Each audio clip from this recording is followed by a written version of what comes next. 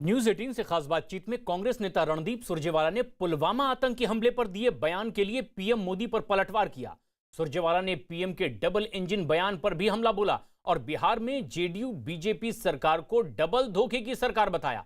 उन्होंने बिहार में महागठबंधन की जीत का भी भरोसा जताया और नतीजे आने के बाद नीतीश कुमार के साथ जाने से साफ इनकार कर दिया। प्रधानमंत्री ने आज मिसाइल ताजा मिसाइल आपके ऊपर छोड़ी और कहा है कि डबल योराज। यूपी में गए थे, वहां फेल हो गए, अब दोनों योराज बिहार में आए हैं, यहां भी फेल हो जाएंगे। अरुण जी, इन्हीं प्रधानमंत्री ने 2015 में नीतीश कुमार जी को 18वीं सदी की मानसिकता वाला व्यक्ति बताया था। आज उसे डबल इंजन बता रहे हैं। सच्चाई यह है कि बिहार में डबल धोखे की सरकार है। एक जुमलेबाज जो बोल रहे थे और एक धोखेबाज जो उनकी बगल में खड़े थे। इस डबल धोखे की सरकार का बिहार की जनता करेगी इलाज और 10 तारीख को परिणाम सामने आ जाएंगे। तेजस्वी का एक वीडियो वायरल हो रहा है। प्रधानमंत्री ने कहा कि बौखला गए हैं, जो आपका महागठबंधन है वो बौखला गया है और बौखलाहट में इस तरह की उलझन हरकत कर रहा है। सच्चाई यह है कि बिहार जानता है प्रधानमंत्री जी दिल्ली से आते हैं और हेलीकॉप्टर से वापस चले जाते हैं, इसलिए उन्हें जमीनी हकीकत पता नहीं। पर बिहार जानता है कि बिहार में आए दिन हमारे मुख्यमंत्री नीतीश बाबू युवाओं के साथ गाली गलौज कर रहे हैं, उन्हें धमका रहे हैं, उन्हें ये कहते हैं नौजवानों तुम्हें वोट नहीं देनी तो मत दो, भाग जाओ, मैं तुम्हें देख लूंगा। क्या एक मुख्यमंत्री के लिए यह भाषा मर्यादित है? क्या मुख्यमंत्री को गुस्सा होना चाहिए? रोटी और रोजगार मांग रहा बिहार का युवा और सैकड़ों युवा हमारे सामने बैठे हैं। क्या रोजगार मांगना पाप है? क्या यह अपराध है? किस प्रकार से दुत्कार रही है भाजपा और जदयू, ये सबने देख लिया और इसका जवाब बिहार का नौजवान, बिहार का प्रवासी मजदूर, बिहार का किसान उन्हें देने वाला है। लेकिन एक सवाल रणदीप जी ये है कि रक्षा मंत्री राजनाथ सिंह, डिफेंस एक बहुत ही संवेदनशील मसला है। राहुल गांधी लगातार कह रहे हैं कि 1200 किलोमीटर, अब उसका भी मजाक बनाया बीजेपी ने और कहा 1200 किलोमीटर तो नोएडा तक चलाएगा। वो 1200 स्क्वायर किलोमीटर कभी कहते हैं, कभी 1200 किलोमीटर कहते हैं। अब वो कह रहे हैं कि कांग्रेस ने जो किया है, रक्षा मंत्री राजनाथ सिंह, अगर मैं वो बता दूं जनता को तो मुंह दिखाने लायक नहीं रह जाएंगे। सवाल मेरा ये कि ऐसा क्या कर दिया कांग्रेस ने कि वो मुंह दिखाने लायक नहीं रह गई?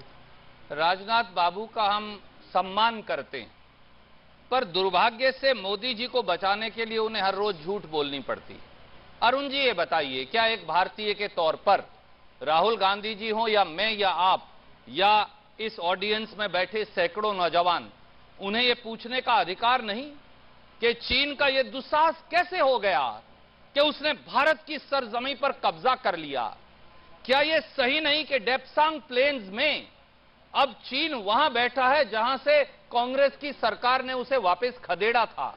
क्या यह सही नहीं कि हम डीबीओ की एयर स्ट्रिप अब चीन की जो बंदूकें हैं उनकी मार में आ गई है, जिससे सियाचिन पर हमारा कब्जा है? क्या यह सही नहीं कि पेंगोंग सो लेक इलाके के अंदर फिंगर 4 से फिंगर 8 तक चीन ने कब्जा कर रखा है? क्या यह सही नहीं कि पेंगोंग सो लेक इलाके के दक्षिणी हिस्से में कब्जा है? क्या यह सारा इलाका 1200 स्क्वायर किलोमीटर नहीं? क्या प्रधानमंत्री ने देश की सर्वदलीय बैठक में यह झूठ नहीं बोला कि एक व्यक्ति अंदर नहीं आया? क्या यह सही नहीं कि आज तक प्रधानमंत्री ने बिहार रेजिमेंट के वो सारे हमारे जवान जिन्होंने गलवान घाटी में कुर्बानी दी चीन से लड़ते हुए, उसका कोई दुस्साहस का कभी अभी तक जवाब नहीं प्रधानमंत्री दे पाए? क्या भारत मां की रक्षा के लिए भारत की सरकार को आह्वान करना पाप है? राजनाथ जी, आज सबसे बड़े दंगल में न्यूज 18 पर चुनौती देकर हिंदुस्तान का एक नौजवान आपको कहता है कि अगर आप में साहस है तो चलिए हमारे साथ और देखिए और बताइए देश को कि चीन का कब्जा कहां है और कैसे छुड़वाएंगे, और जो सूचना आपके पास है जारी कर दीजिए, हम आपको चुनौती देते हैं। आप राजनाथ सिंह को चुनौती दे रहे हैं। प्रधानमंत्री कल कह रहे थे, आपने सुना होगा उनका भाषण गुजरात में जो उन्होंने दिया, उन्होंने कहा कि पुलवामा के हमले पर इतने सवाल पूछे कांग्रेस ने, अब पाकिस्तान की संसद में वहां के काबीना मंत्री ने स्वीकार कर लिया कि इमरान सरकार ने कराया यह हमला, और आप उन्हीं से सवाल पूछ रहे थे। विपक्ष देश की जनता को बरगला रहा था। अरुण जी, एक बड़ी सीधी बात जान लीजिए, जब जब भारतीय जनता पार्टी हारती है तो वो पाकिस्तान की शरण स्वीकारती है। भारतीय जनता पार्टी की पाकिस्तान प्रस्ती पूरा देश जानता है। मैं केवल 30 सेकंड आपका लूंगा। मोदी जी 73 साल में पहले प्रधानमंत्री हैं जो उग्रवादी हमलों के बावजूद बगैर बुलाए मेहमान के तौर पर, बिहार का आदमी तो बगैर बुलाए कहीं नहीं जाता, पर यहां तो देश के प्रधानमंत्री बगैर बुलाए मेहमान के तौर पर नवाज शरीफ जी के घर दावत उड़ाने, केक काटने, शादी की खुशियां मनाने चले गए थे और वहां सेना प्रमुख ने हमारे प्रधानमंत्री को सैल्यूट तक करने से मना कर दिया, पद का अपमान करवाकर वापिस आए। दरअसल कांग्रेस नेता रणदीप सुरजेवाला को यह सफाई इसलिए देनी पड़ी क्योंकि एक रैली में प्रधानमंत्री मोदी ने सीधे निशाना साधा था कांग्रेस पर और पुलवामा हमले को लेकर गलत और भद्दी राजनीति करने का सीधा आरोप लगाया था। आप सभी को उन ताकतों से भी सावधान रहना है जो अपने राजनीतिक स्वार्थ के लिए देश हित के खिलाफ जाने से बाज नहीं आती। ये वो लोग हैं जो देश के वीर जवानों के बलिदान में भी अपना फायदा देखने लगते हैं। अभी 2-3 दिन पहले हमारे पड़ोसी देश ने पुलवामा हमले की सच्चाई को स्वीकार किया है। इस सच्चाई ने उन लोगों के चेहरे से नकाब भी उतार दिया है जो पुलवामा हमले के बाद अफवाहें फैला रहे थे। ये लोग देश के दुख में दुखी नहीं थे। ये लोग बिहार के नौजवानों के जाने पर दुखी नहीं थे। उस दौरान इन लोगों ने हर वो बात कही जो हमारे जवानों का मनोबल तोड़ती है। देश के वीर जवानों, वीर बेटे बेटियों के शौर्य और शूरता पर बिहार को, संपूर्ण देश को रत्ती भर भी संदेश नहीं रहा। लेकिन सत्ता और स्वार्थ की राजनीति करने वालों ने खूब भ्रम फैलाने की कोशिश की और आज वही लोग बिहार के लोगों के सामने आकर अपने लिए वोट मांग रहे हैं। बिहार के छपरा में प्रधानमंत्री मोदी ने फिर एक बार हुंकार भरी और विरोधियों पर जमकर हमला बोला।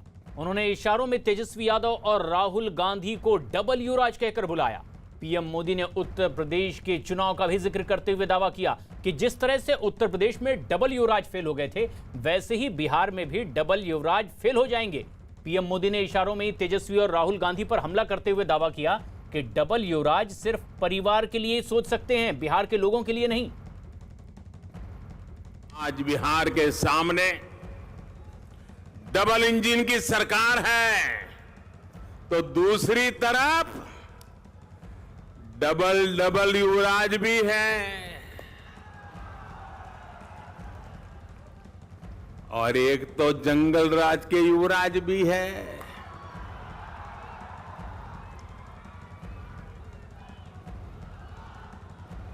डबल इंजन वाली एनडीए सरकार बिहार के विकास के लिए प्रतिबद्ध है तो ये डबल युवराज अपने अपने सिंहासन को बचाने की लड़ाई लड़ रहे हैं।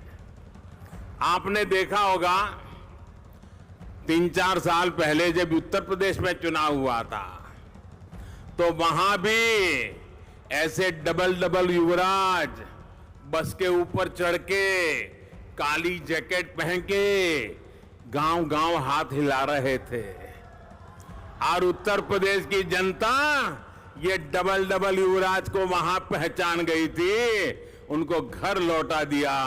तो वहां का एक युवराज अब जंगल राज के युवराज से आकर के मिल गया। अब वो यहां दोनों हाथ हिला रहे हैं। जो उत्तर प्रदेश में डबल डबल युवराज का हुआ, वो ही बिहार में डबल डबल युवराज और स्पेशली जंगल राज के युवराज का होने वाला है। ये डबल डबल युवराज बिहार के लिए नहीं सोच सकते, बिहार की जनता के लिए नहीं सोच सकते। छपरा में चुनावी रैली को संबोधित करते हुए सीधे विरोधियों पर हमलावर थे प्रधानमंत्री मोदी, लेकिन इसके कुछ देर बाद ही बगहा में भी बिहार में वो रैली करने जा रहे हैं, जहां अमित पांडे हमारे सहयोगी मौजूद हैं। अमित, जिन लोगों के बीच आप मौजूद हैं, प्रधानमंत्री सीधे आरोप लगा रहे हैं कि ये डबल युवराज सिर्फ परिवार का भला कर सकते हैं, बिहार का नहीं। इसका क्या सीधा संदेश जनता तक पहुंच रहा है? क्या उनकी प्रतिक्रिया? देखिए, हम इस वक्त बगहा में मौजूद हैं और आप यहां पर देख सकते हैं, यहां पर बगहा की जो जनता है वो मौजूद है। हम उनसे बात करते हैं, स्थानीय युवा है हमारे साथ, हम उनसे जानने की कोशिश करते हैं। आप बताइए कि भैया, पीएम मोदी ने कहा है कि डबल युवराज का वो दावा करते हैं। आप बतौर बगहा के युवा होने के नाते क्या रिव्यू है आपका? मैं आकाश हूं और यहाँ पे रैली जो हो रही है बहुत बड़े पैमाने पे आयोजन तो इसका हो रखा, लेकिन अगर पीएम मोदी दो विषयों पर अगर ज़्यादा ध्यान दे तो बहुत बेहतर होगा। यहाँ की जो मेन समस्या है वो पहली चीज़ है पलायन, दूसरी बेरोजगारी। ये दो समस्या का मेन मुद्दा है जो कि मेरे से सहमत सारे लोग यहाँ पे होंगे। और ये चीज़ को अगर मुद्दे को अगर रेक्टिफाई कोई भी सरकार कर दे, जो कि वादे करते आ रहे हैं। बहुत अहम ये मुद्दा आपने कहा, डबल युवराज के बयान को आप कैसे देखते हैं? मैं इसलिए अगर मैं मोदी जी की बात करूं तो मोदी जी अभी पिछले बार भी यहाँ आए हुए थे तो उन्होंने 1 लाख करोड़ की बात करी थी, बट जो वो योजना थी वो जमीन स्तर पर कहीं दिखाई नहीं दे रही है, दिखती नहीं जान पड़ती है। लेकिन अगर इस बार वो कठोर ऐसे वादे करते हैं और जो निर्णायक लेके आते हैं अगर धरातल पे, तो बेहतर होगा। स्थानीय मुद्दे को ये उठा रहे हैं, लोग हैं हम डबल युवराज की ये बात कह रहे हैं पीएम मोदी की। आप क्या कह रहे हैं? डबल युवराज की बात पीएम मोदी कह रहे हैं, क्या कहना है आपका? सर, सिर्फ वादे करते हैं, वादे निभाने वाले तो है कोई? वादे करते नहीं हैं। अरे कहना गलत है सर। देखिए, इनको कोई अपॉर्चुनिटी मिला होगा, बट किसी को अपॉर्चुनिटी मिला नहीं। शायद इनको अपॉर्चुनिटी मिल गया होगा, लेकिन हम लोग को कोई अपॉर्चुनिटी नहीं मिला। ऐसा हम लोग पढ़ लिख कर, अपना खुद का इंस्टीट्यूट में चलाता हूँ, इतना पढ़ लिख कर बीटेक करके आदमी इंस्टीट्यूट चला रहा है। भारत माता की, भारत माता के। महाकवि विद्यापति के मुक्ति स्थल, जननायक कर्पूरी ठाकुर के कर्मस्थल, गलवान घाटी के शहीद अमन कुमार सिंह के पावन भूमि पर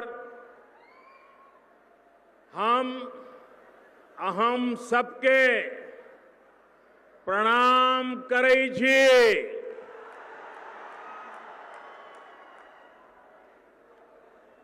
बिहार के मुख्यमंत्री,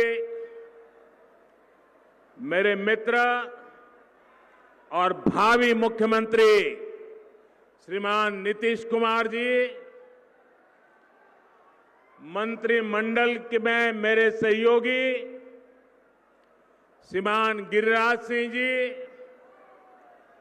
श्रीमान नित्यानंद राय जी, बिहार विधानसभा के अध्यक्ष श्रीमान विजय कुमार चौधरी जी,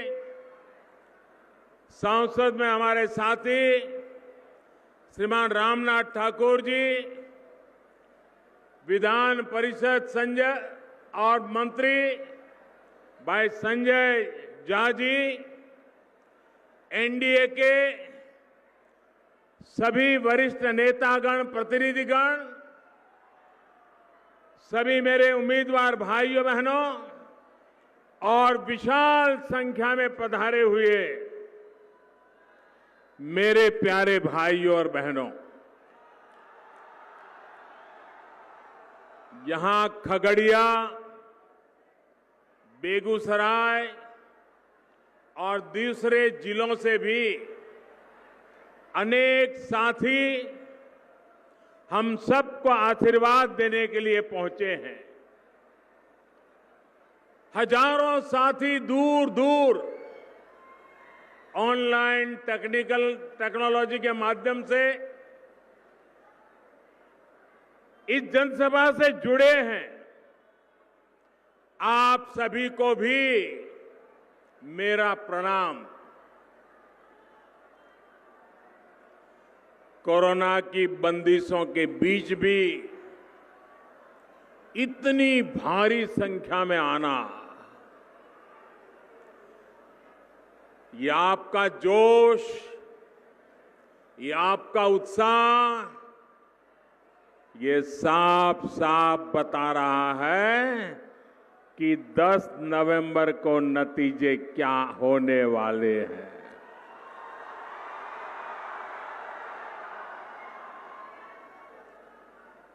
जहां भी मेरी नजर पहुंच रही है, मुझे लोग ही लोग नजर आ रहे हैं। हर कोने में विजय का विश्वास है, उमंग है, उत्साह है। बिहार के उज्जवल भविष्य का संकल्प मैं देख रहा हूं।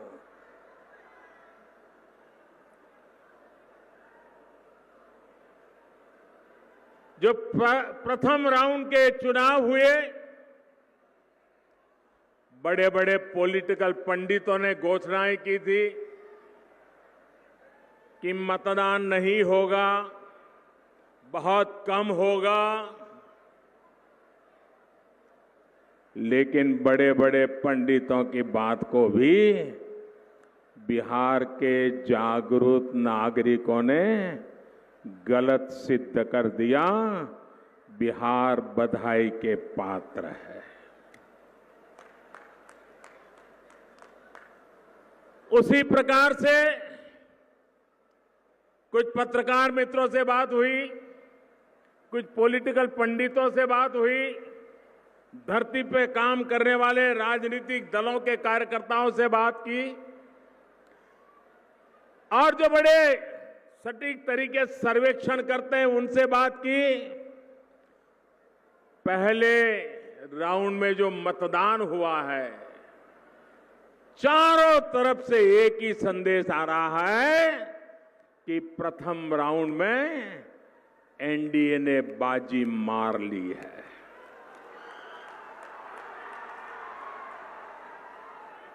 जनता ने भरपूर आशीर्वाद बरसाए हैं। भाइयों बहनों, जनता के इस विश्वास के लिए, उनके आशीर्वाद के लिए हम सब की तरफ से मैं बिहार की जनता का प्रथम राउंड में मतदान करने वाले सभी जागरूक नागरिक भाइयों बहनों का आज हृदय से धन्यवाद करता हूं, उनका आभार व्यक्त करता हूं। भाइयों बहनों, आज अगर हर आकलन, हर सर्वे एनडीए की जीत का दावा कर रहा है, तो उसके पीछे ठोस और मजबूत कारण है। आज एनडीए की फिर से सरकार वो हमारी माताएं बहनें बना रही हैं, जिनको हमारी सरकार ने, नीतीश बाबू की सरकार ने सुविधाओं से जोड़ा है, अवसरों से जोड़ा है। वो बेटियां जो आज बिना किसी डर से पढ़ाई कर रही हैं, अपने सपनों को पूरा कर रही हैं, वो बेटियां आज एनडीए में बढ़ चढ़ करके साथ दे रही है। वो जीविका दीदियां जो आज आत्मनिर्भर परिवार और आत्मनिर्भर बिहार की प्रेरणा बन रही हैं, वो एनडीए को ताकत दे रही है। घर घर, स्कूल स्कूल बने शौचालयों ने जिन बहनों बेटियों को गरिमा दी, अंधेरे के इंतजार से मुक्ति दी, वो हमारी बहनें एनडीए की सरकार दोबारा बना रही है। जिन बहनों को पीने के पानी के संघर्ष से मुक्ति मिली, वो एनडीए के पक्ष में वोट डालने के लिए उत्साहित है। जीवन भर धुएं में उलझती उन बहनों का वोट अब धुएं से मुक्ति मिली है। उनका वोट एनडीए के लिए, जिनके घर में उज्ज्वला का सिलेंडर पहुंच चुका है। साथियों, बिहार के बेटे बेटियां जिन्हें आज मुद्रा लोन मिल रहा है, बैंकों ने जिनके लिए दरवाजे खोल दिए हैं, जिन्हें आईआईटी, आईआईएम, एम्स मिल रहा है, वो आज अपने उज्जवल भविष्य के लिए एनडीए पर भरोसा कर रहे हैं। बिहार का मध्यम वर्ग, जिसकी ईज ऑफ लिविंग बढ़ी है, नए हाईवे, नए रेल रूट बनने से जिसकी सहूलियत बढ़ी है, जिसके घर की ईएमआई कम हुई है, जिसे शांति का माहौल मिला है, वो आज बढ़ चढ़ करके एनडीए का झंडा लेकर के दौड़ रहे हैं। साथियों, जिसको आज अपना पक्का घर मिल रहा है, आयुष्मान भारत योजना से मुफ्त इलाज मिल रहा है, दिवाली और छठी मैया की पूजा तक जिनको मुफ्त राशन मिल रहा है, वो कभी जरूरी सुविधाओं के लिए भटकने पर मजबूर थे। आज जिनके पास सरकार खुद पहुंच रही है, बिहार का ऐसा एक एक परिवार, हर कोई परिवार आज एनडीए की जीत का आधार बना है। साथियों, एनडीए सरकार ने आज समाज के उस वर्ग के सपनों को, उसकी आकांक्षाओं को नई उड़ान दी है। जो कभी वंचित था, जो दशकों से मूलभूत सुविधाओं का इंतजार कर रहा था, क्या गरीब से गरीब भी कभी सोच सकता था कि उसके पास मोबाइल फोन पहुंचेगा, बैंक में खाता होगा, बैंक से कभी उसको लोन मिलेगा? क्या किसान कभी सोच सकता था कि उसके खाते में, बैंक खाते में भी कभी नियमित रूप से सरकार पैसे जमा करेगी? किसान हो, खेत मजदूर हो, श्रमिक हो, छोटा दुकानदार हो, इन सब ने क्या कभी सोचा था कि उनको 60 वर्ष की आयु के बाद पेंशन की सुविधा मिलेगी? वो बूढ़ापा सम्मान के पूर्वक जी पाएगा?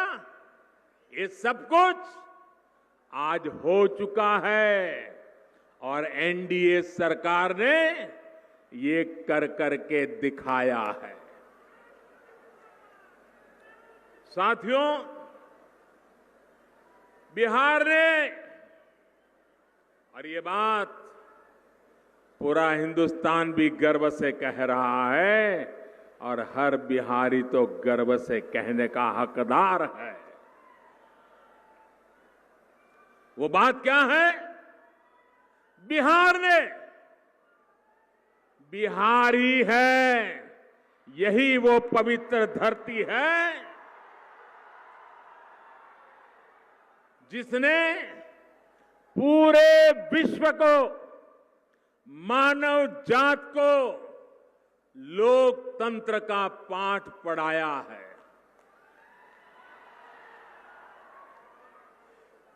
इसी बिहार की पवित्र धरती से ही दुनिया में लोकतंत्र की कोपल निकली थी। जब जनता के हित में फैसले होते हैं, जब फैसलों में जनता की सहभागिता होती है, तभी लोकतंत्र भी मजबूत होता है। आज देश में, देश का चित्र देखिए, कश्मीर से कन्याकुमारी तक जरा नजर दौड़ाइए। आज देश में एक तरफ लोकतंत्र के लिए पूर्ण रूप से समर्पित एनडीए का गठबंधन है, वहीं दूसरी तरफ अपने निहित स्वार्थ को, अपने परिवार के स्वार्थ को सिर्फ उन्हीं कामों के लिए समर्पित पारिवारिक गठबंधन है। आप सोचिए, एक तरफ लोकतंत्र गठबंधन, दूसरी बात परिवार तंत्र गठबंधन। यहां जंगल राज के युवराज को तो आप बराबर देख रहे हो।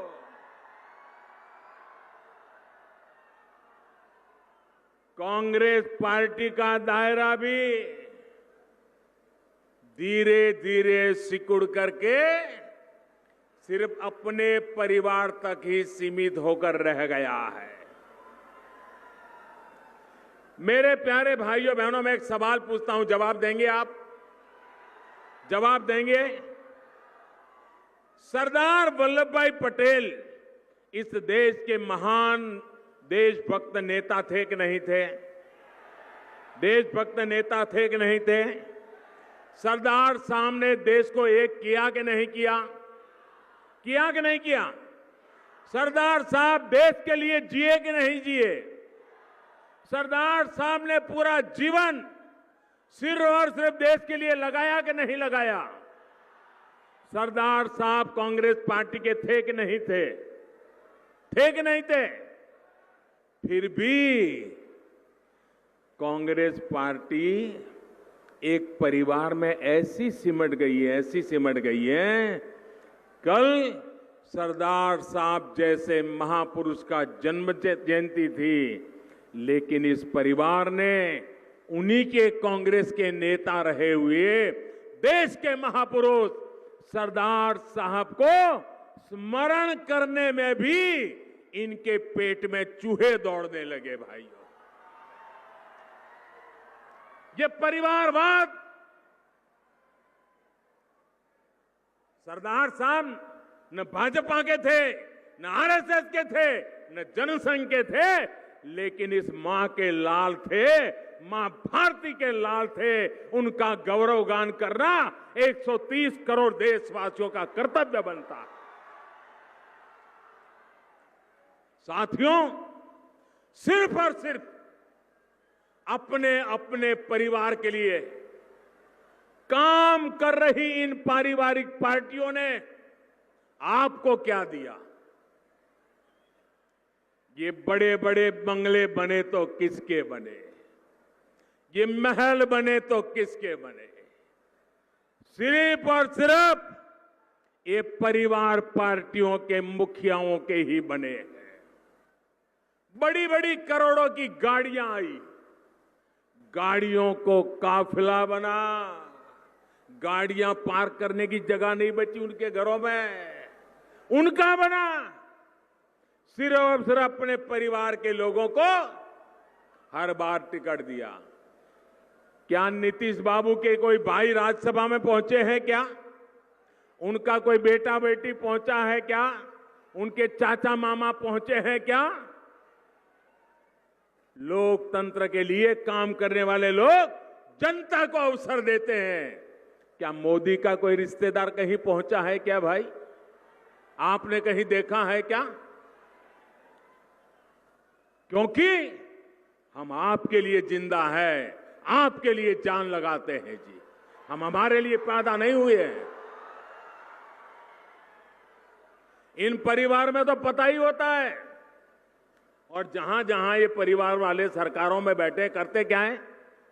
अगर 3 बेटे हैं तो उसको कहते हैं 5 जिले तेरा, ये 5 जिले तेरे, ये 5 जिले तेरे, जाओ मौज करो।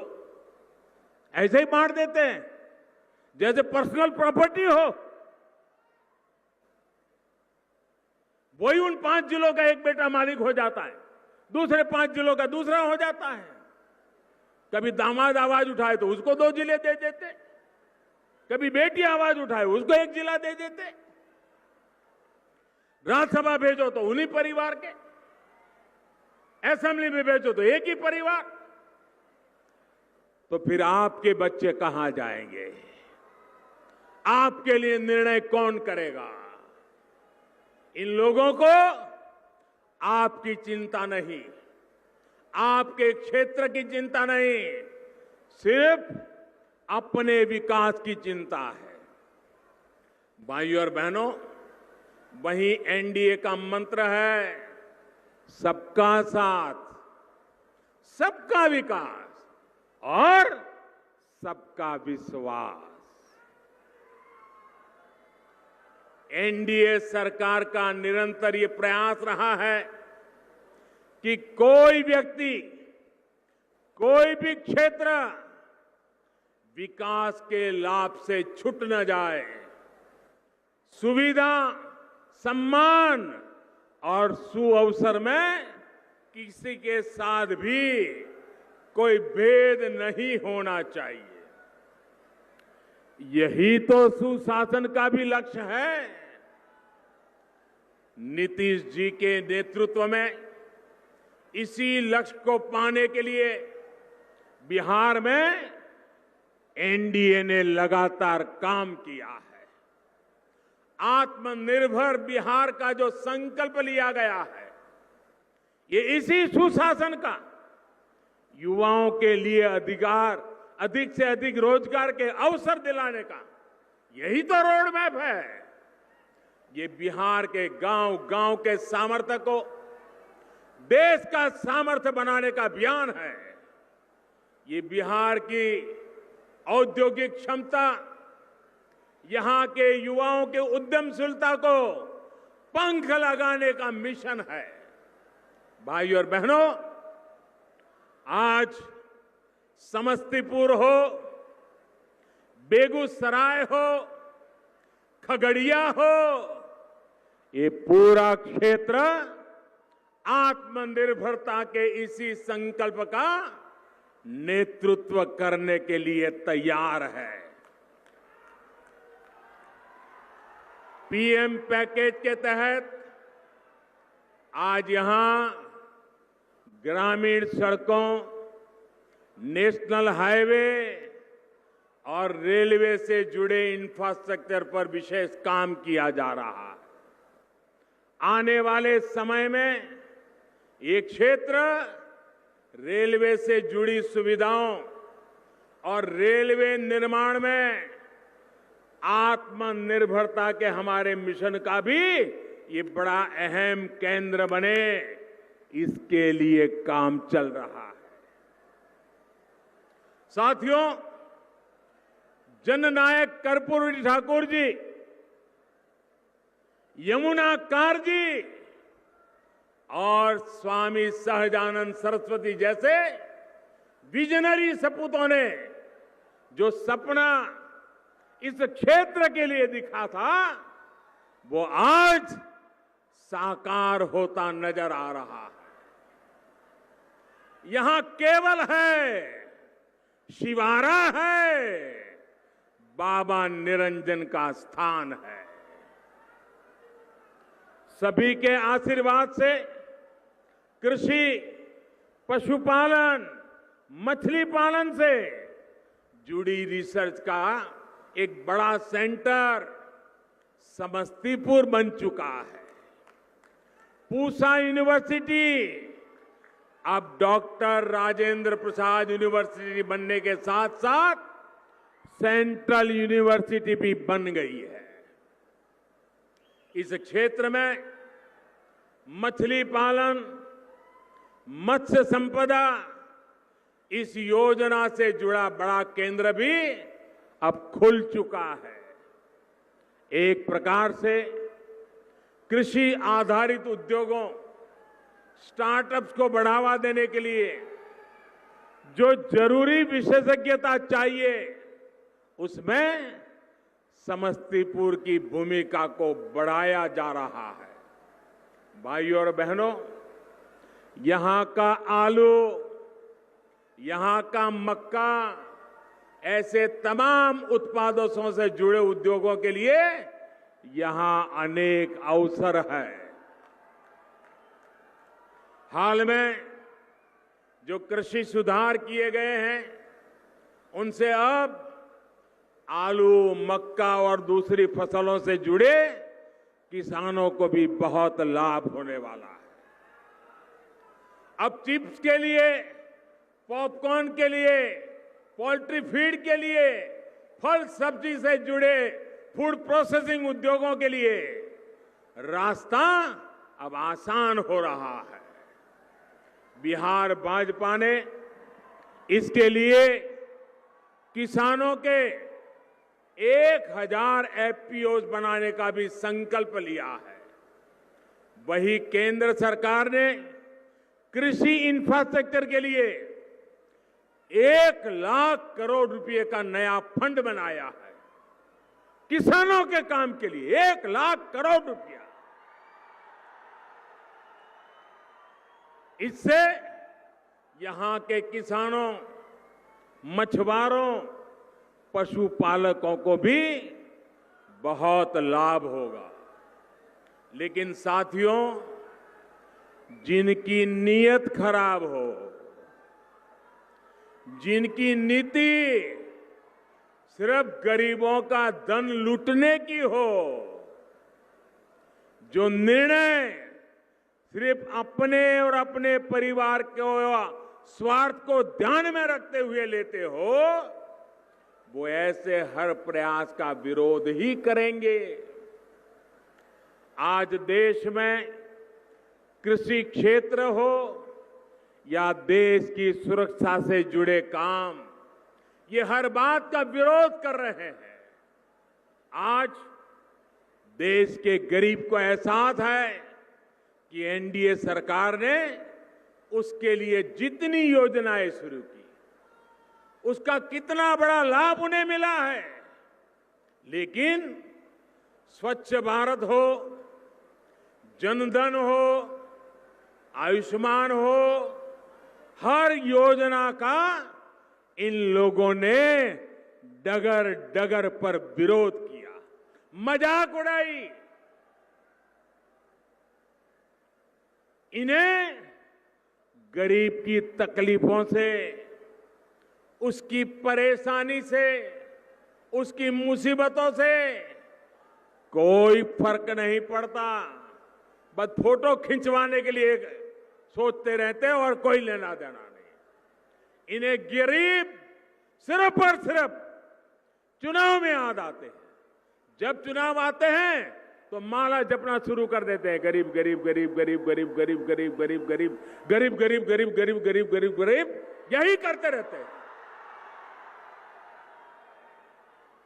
चुनाव पूरा हुआ, गरीब गरीब की जगह बस अपने परिवार का कुनबा लेकर के बैठ जाओ। भाइयों और बहनों, याद रखिए, जब कोरोना का संकट सबसे ज्यादा था, जब पूरा बिहार कोरोना से लड़ रहा था, तब ये लोग कहां थे? इन्हें आपके विकास से नहीं, सिर्फ अपने और अपने परिवार के विकास से ही लेना देना है। यही इनकी सच्चाई है, यही इनका इतिहास है, यही उनके तौर तरीके हैं, यही इनकी ट्रेनिंग है। इससे बाहर सोच ही नहीं सकते जी। साथियों, ये लोग न बिहार की अपेक्षाओं को समझते हैं और न ही बिहार की आकांक्षाओं को। केंद्र सरकार और बिहार सरकार जो हजारों करोड़ रुपए बिहार पर निवेश कर रही है, उससे यहां के नौजवानों के लिए नए अवसर भी बन रहे हैं। रोजगार बढ़ाने के लिए उद्योग भी जरूरी है, आधुनिकीकरण भी जरूरी है। ये तब होगा जब बिहार में प्रगतिशील, लोकतांत्रिक, स्थिर सरकार रहेगी, बिहार में निवेश आएगा। ये तब होगा जब बिहार में निवेश के लिए उचित माहौल होगा। अब आप मुझे बताइए, जंगल राज की विरासत, जंगल राज के युवराज क्या बिहार में उचित माहौल का विश्वास दे सकते हैं क्या? जो वामपंथी नक्सलवाद को हवा देते हैं, जिनका उद्योगों पर, फैक्ट्रियों को बंद कराना यही जिनका इतिहास रहा है, क्या वो निवेश का माहौल बना सकते हैं क्या?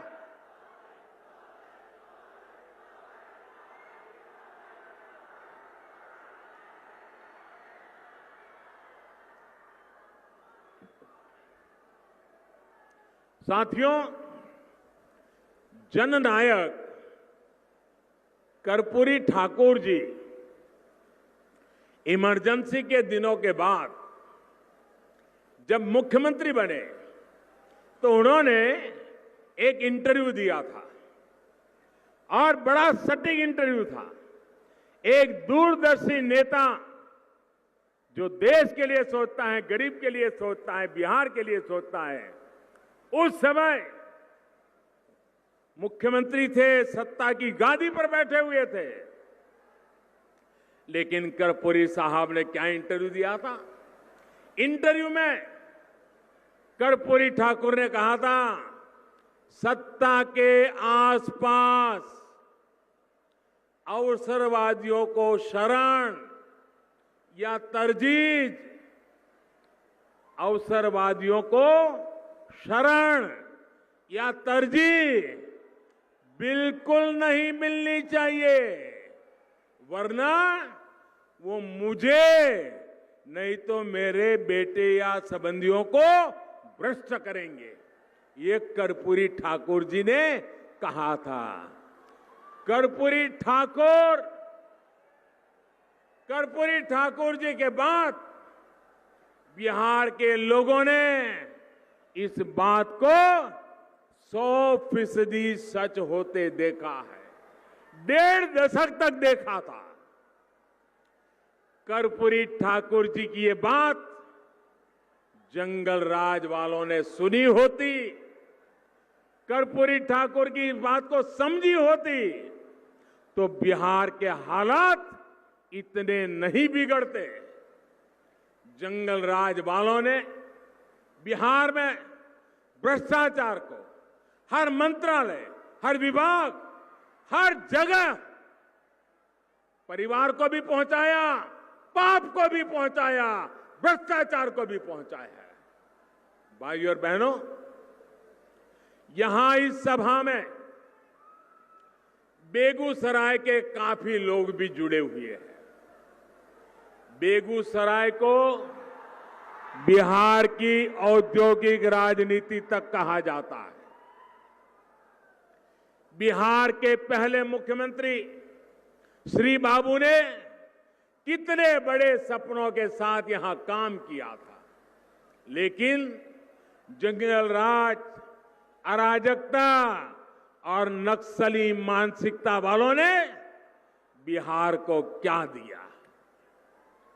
बरौनी का खाद कारखाना ये अपने आप बंद नहीं हुआ था, ये उनकी गलत नीतियों के कारण बंद हुआ था, जो आज बड़ी बड़ी बातें कर करके लोभ लुभावनी चर्चाएं करते हैं।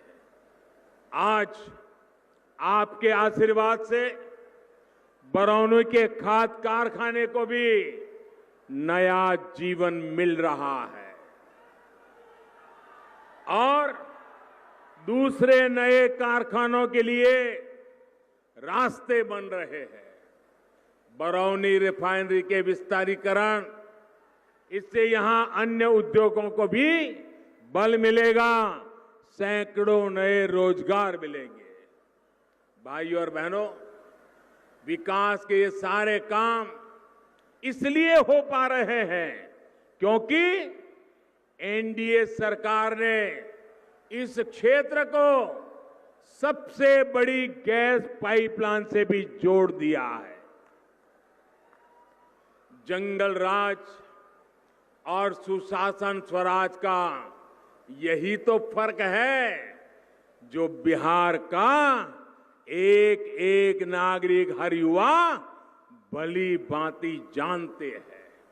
इसलिए वो बिहार को फिर बीमार नहीं पड़ने देंगे। एनडीए यानी भाजपा,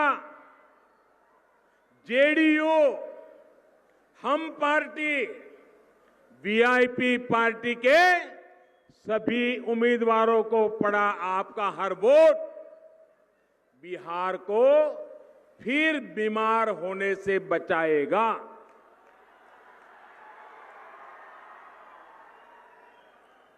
मेरे बिहार के भाइयों बहनों, मैं एक छोटी सी अपने घर में की बात बताता हूं, हर परिवार की बात बताता हूं और उससे आप समझ जाएंगे कि हमें सोचना कैसे चाहिए। आप मुझे बताइए, जीवन में कभी कोई अच्छी चीज बड़ी दिखने में अच्छी हो, स्वादिष्ट लगती हो और मन कर जाए कि ये तो बढ़िया है, चलो आज खा लें, और मानो खाया और खाने के बाद रात होते होते पेट में दर्द होना शुरू हो गया, दस्त हो गए, वॉमिटिंग शुरू हो गया, बीपी ऊपर नीचे होने लग गया, परिवार के सबका पसीना छूट गया, डर लगने लगा पता नहीं क्या हो गया। अगर कुछ खाने से अगर ऐसी बीमारी आ गई, मुझे बताइए जिंदगी में दोबारा कभी भी 10 साल, 20 साल, 25 साल, 30 साल के बाद कितना भी मन कर जाए, उस चीज को फिर से कोई खाएगा क्या? खाएगा क्या? देखते ही लगेगा यार उस दिन तो इसने मेरा सब बर्बाद कर दिया था। इससे दूर रहो। मेरे भाइयों बहनों, जिन्होंने बिहार को बीमार बना दिया था, क्या उनको फिर से ला सकते हैं क्या? आप में से कोई बिहार को बीमार देखना चाहता है क्या? बिहार को बीमार बनने देना चाहता है क्या? फिर जो बीमारी लाते हैं उनको आने देना चाहिए क्या? और इसलिए मेरे प्यारे भाइयों बहनों, मैं आज बड़े आत्मविश्वास के साथ, पूरे समर्पण भाव के साथ मेरे बिहार के भाइयों बहनों से, हमारे सभी साथियों के लिए आशीर्वाद मांगने आया हूं। पहले चरण में जो आशीर्वाद दिए हैं वो सिलसिला बढ़ते चला जाना चाहिए। मेरे साथ पूरी ताकत से बोलिए, भारत माता की, भारत माता की, भारत माता की। बहुत बहुत धन्यवाद।